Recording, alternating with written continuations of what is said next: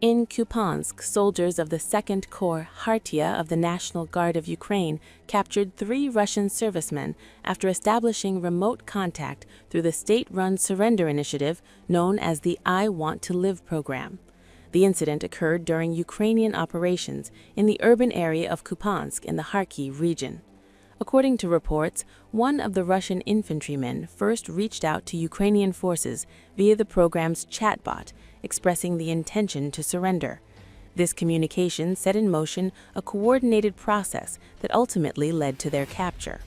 After confirming the Russian soldiers' willingness to lay down their arms, Ukrainian reconnaissance units organized a controlled and secure extraction.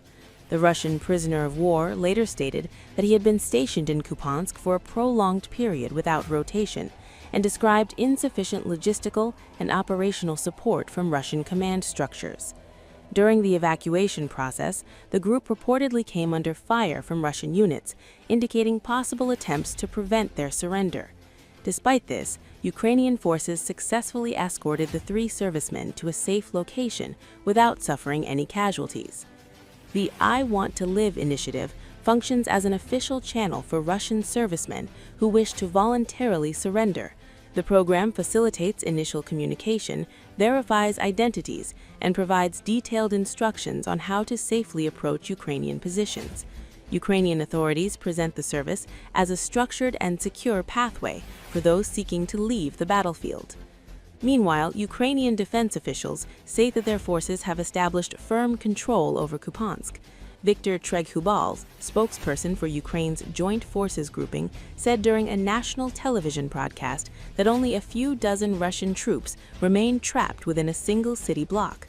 According to his remarks, these troops are concentrated in a quarter of high-rise buildings north of the city center, near the hospital area. They have fortified their positions defensively, but lack the capacity to conduct offensive operations.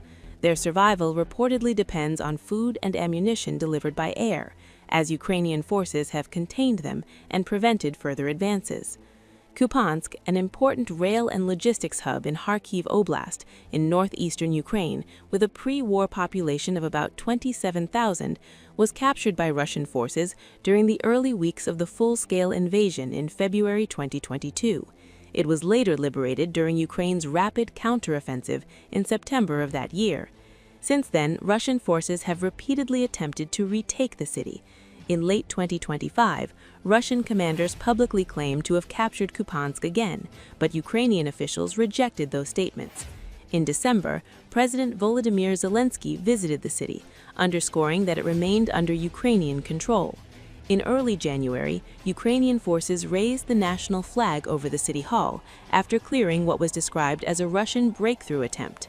Russian military leadership had reportedly set a deadline to seize Kupiansk by February 2026, but that objective has not been achieved.